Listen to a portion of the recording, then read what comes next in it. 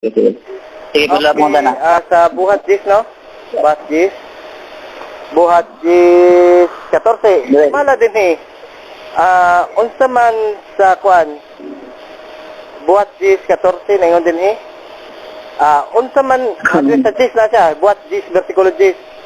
And he became very hungry and he would have eaten, but while they made ready, he fell into a trance. Okay.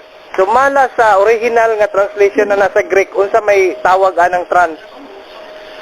Dili ko mo. No, naabot mga Greek bro. Ato bidalo nga Bisaya o Bisaya ta. Bisaya nga mag-Tagalog niya. Kinama ta dito sa Bohol, ug Bisaya mga Bisaya mo moabot mga Greek. Karon kung moabot kung muta ko Greek, sa usa ko mutabot, mutubag na imong Greek na mga Wait, na pangutana. Hello. Hello. Oh. Hello, may gabi. Ang gabiin mo. Nawag man ka ganiha, ano ko matubag? Ikaw ni si Kokoy? Oo, sigod ko ini. Dato pa dayon sa tima ba? Di ba nang tanan mga Greek, Brad Gilir ba ni? Oh, Gilir, maayo tan. Brad. Ato lang na ibutan sa formal kay na ako diri rod sa Barangay Hall sa San Juan. Naka sa Barangay Hall ay? Oh. Ana ta kun unsay Greek na sa buong mga basulis kay maayo man ka Greek. Sige. Imo ibalik sa akong pangutana? Di, kay Grego man, gusto Grego yun, gusto mga Grego. Unsa may Grego sa buhat ng mga apostoles. Kaya ko. Osa? Unsay Grego nga pinulungan sa buhat ng mga apostoles, kaya nakutlo ang buhat ng mga apostoles. Ako lang tubagod, kung matubag to nimo akong gikuan ganiya. Para Plano puro. naman tayo. Unsa ba to? Kato ganiya lagi. Grego mong ganyan. Ang imong gipangutana, Grego lagi. Grego imong gipangutana. Wala pa kami tubag atong akong pangutana ganiya. Wala ko nito ba? Wala ka tubag ay. Unsay Grego atong nagkuha si Pedro nakakita siya pananahon. Unsay Grego sa word pananahon. Dili man issue unsay Grego di pinulungan. Ang issue ato gipakaon na ang baboy. Gipakaon na. Dili issue unsay Grego gundo. Sige, kay kamayo mga Grego mo yun yung kuwan. Tana ko nimo. Tubag ka sa to. Kitubag na bitote ka? Dili man Grego. Dili ka pa ulit Ako sa tipayon ka, ipakaon na tanan kalanon. Buhat Dili na mao ang imong tubag. Ang akong pangutana ganiya, unsay Grego nimo sa pananahon? Mama to. Dili lagi ang tubag na kunin mo, dili lagi issue ang Grego o Binisaya na kinulungan ang issue, gipakaon na ang karne, bungkaga ang mga elemento nga dili to karne. Dili pa mo tubag og Grego, di po taga tubagon. Dato pa mo yun gyud ka nga baboy dito mi pagkaon. Aw yun naga. Wala ko mi ang ako gwad ganiya pangutana ni balik na ko tong Bisaya na pangutana. Okay, di makamutubag sa akong kwan, pananahon. Tubag gid ako? Wala. Lahi mo tubag. Ang atong tubag nimo, bro, tinarong na tubag, dili issue ang Grego pinulungan o pinulungan nga ang ako lang wala may problema sa ako di ka matubag og Greg. Wala mo ko mga nato. Pamugos nimo. Ang ako kwad ba kung naba kay ni pala nato. Pero ato pa, boy, di ka nga ipakaon naging baboy, di ka mo layo na imong kwan, ang imong pangutana layo na. Pero sige, pangutana kwan, pangutana na abot sa pagkaon, sige. Buhat Gis 13, usbo na ko ha? Buhat Gis 13. Sige mo. Ipakaon na sa Buhat Gis 13, ipakaon na ang kuan. Ingon nang napakita pa ng awon kang Pedro. Kita mo ito pananahon. Nag-iingon diha. Nga, mitingog ng kaniya, hala Pedro. Pag-ihaw o kaon diha. Nga ningon si Pedro nga, dili ko binuha kay wala pa ako makaon o bisan unsa nga giilang mahugo. Buot pa sa to, apil baboy ato. Karon mga tanak ko nimo. Unsa man kung di paihaw, baboy o tao? Sige ako tubagon na. At tubag na ko, nasa 28, si Pedro ako magkasinabot. Ang kahulugan nato sa pananahon, sumala sa pananahon mga mananap nga ipakaon og ipapatay pinagis pananahon nga adunay simbolo ug ang tubag sa 28 si Pedro nga dili na angay isipong mahugaw ang gihinluan mga tao nga dili Hudyo sa tubag ang pangutana. Tao ang ipakaon. Tao. Tao mga. Di ba, boy? Sa pangutana. Tao di ay. Sumala sa tubag ni Pedro sa 28, ang kahulugan sa mga mananap tao, kahulugan tao. Sige, kini. Tubag na po na. Sige, natubag na pa tao jud ay, tao jud ipakaon niya Ang di kahulugan sa mananap nga ipakita dito sa 14 sa J sa buhat. Tao lagi. Ang kahulugan sa 28, pinaagi kay Pedro kay makasinabot man ni Pedro, tao ang kahulugan. Data. Natubag ang pangutana. Natubag ang pangutana. Unang Korinto 10:5, makahimo po mo magkaon sa bisang unsang karne nga ibaligya sa merkado. Karon pangutana. Sige. Karon pangutana. Kana mo gipang baligya nga mga karne sa merkado. Okay, tubag ko Kanang karon mo gipang baligya sa mga karne sa merkado ba? Okay, tubag ko. Dili applicable diha ang merkado sa Pilipinas kay kanang merkado giisgutan diha sa 1 Korinto 10:5. Merkado kana siya dito sa Korinto diin adunay mga Hudiyo nga namaligya og karne nga ihalad.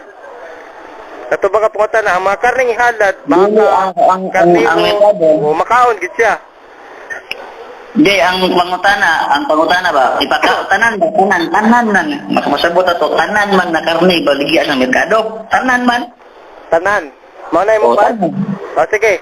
Karon, tanang klaseng makaon nga karne nga gihalad nga gibaligya dito sa merkado, mao to'y gitugutan ni Pablo nga ipakaon kay tungod mga halad to siya para na baka, karnero o uban pang mga hayop nga ginahalad siya sa templo. Natubag ang pangutana. Ang tanan man, dapat tanan nga way labot baboy. Way labot baboy, kaya di po mabasa diyan. Yan, hindi po na ipakaon ng baboy sumala sa literal. Asa mo mabasa na nga way labot baboy ato? Way labot taning baboy. Mo kay ebidensya nga di babasa. So, oy po ka, di ka po kalusot. Kalusot. Ang pag-Grigo le, Sige, ako na po yung mangutana, Big. Sige na mga pangutana ay. Ang imo ang Grigo, Sige, ako na po yung mangutana. Ako na po yung mangutana. Isa lang. Last na yung pangutanan ako. Master mga Grigo. Ako lagi ipangutana. Ako na po yung mangutana. Pangutana din ka. Last pangutana. Pwede ka mangutana sunod. Last pangutana nila eh. Di ako na yung mangutana. Dahil last na din na mo. Promise. Alam mo, pag umana na yung pangutanan ako, ikaw nang pangutana. Ako ipangutana ang kanang 1 Korinto 10:5. Sige, salig lang sa kuha. Mangutana ko na. Sige.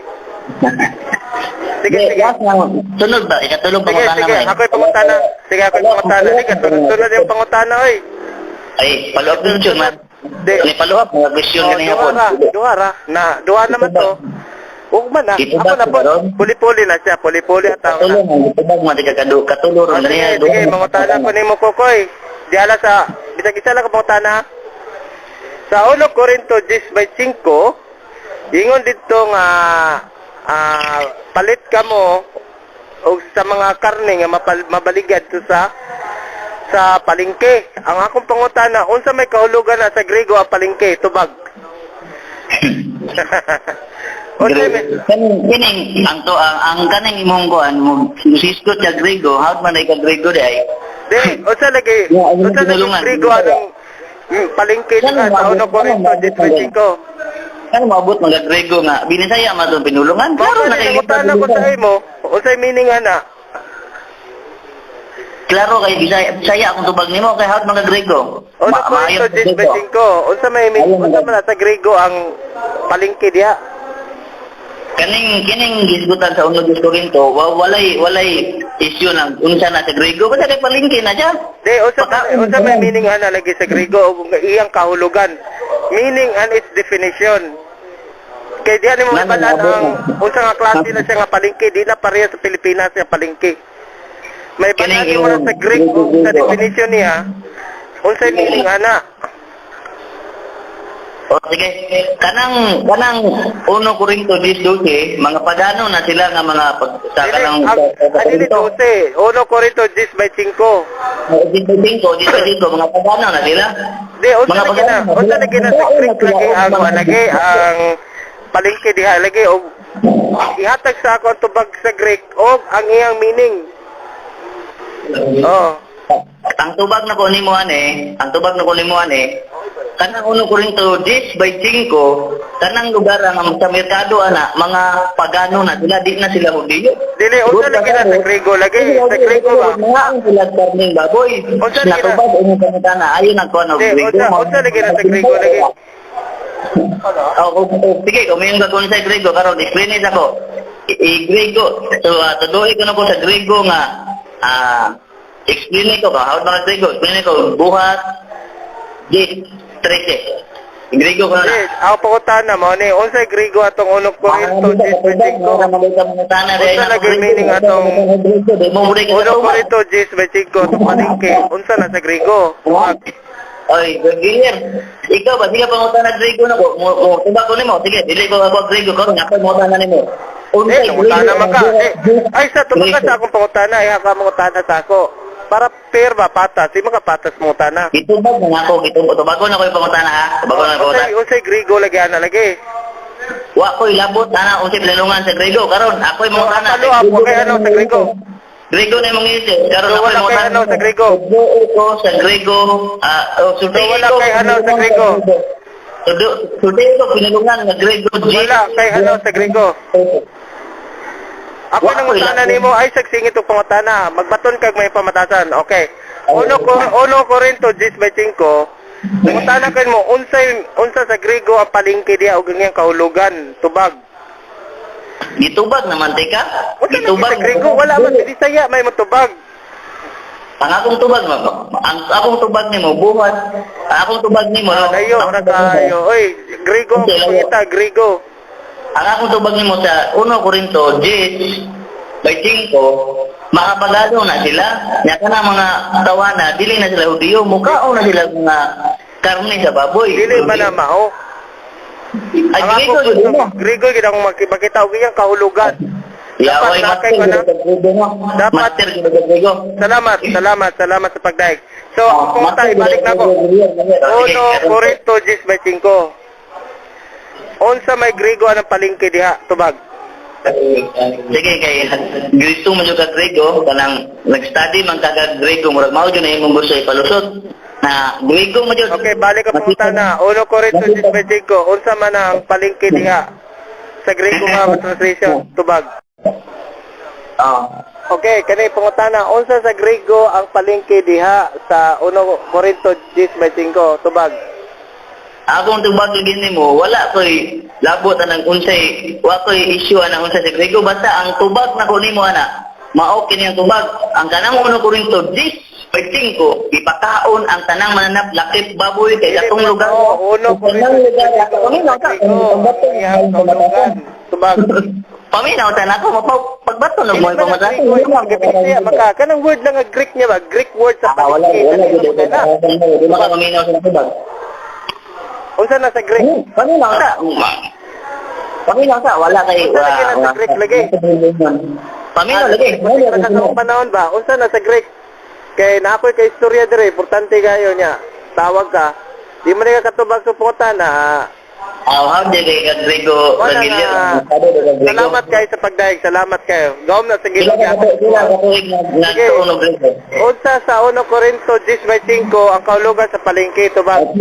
Pila na katuig nagtuog Grego ko? Kapila na 1 katuig nagtuog. Corinto 10:5 unsa ang kahulugan sa palengke sa Greek tubag? Di na may debate bro, di na may debate. Di wa po tayo moderator. Sige, di debate di. Surrender ka. Pila na katuig nagtuog og ang kuan Surrender Grego. ka sa atong one karon diskusyon tubag. Hindi ka mo tubag pila na katuig Surrender ka sa atong diskusyon karon tubag. Ay si Grego kay nakas Pilipinas. Awa di kay hanaw sa Grego tubag. Katungtong dito. Wa kay hanaw sa Grego brad tubag. Ang akong tubag nimo dili ang issue ani kalangon dili pinulungan Grego. Unsa lagi na lagi sa palagi ang 1 Corinto 10:5 unsa gani na ang kahulugan sa palengke sa Grego? Buot Nagano pa sa kag-assignment. Assignment na lang na nimo, Brad. Amigo man ka, di ba? Dili man ba sa ato Okay, pa. assignment na lang na nimo kay naaba mo gugoy buhaton, Brad. Sa ato pa brad kanang wa jud ay kakawin ba sa maong pagdulunan sa bangka tuig. Wala gyapon kay magkamukubag. Pila katuig sa Tatong duha karon gabi luoy kayo. Ug sa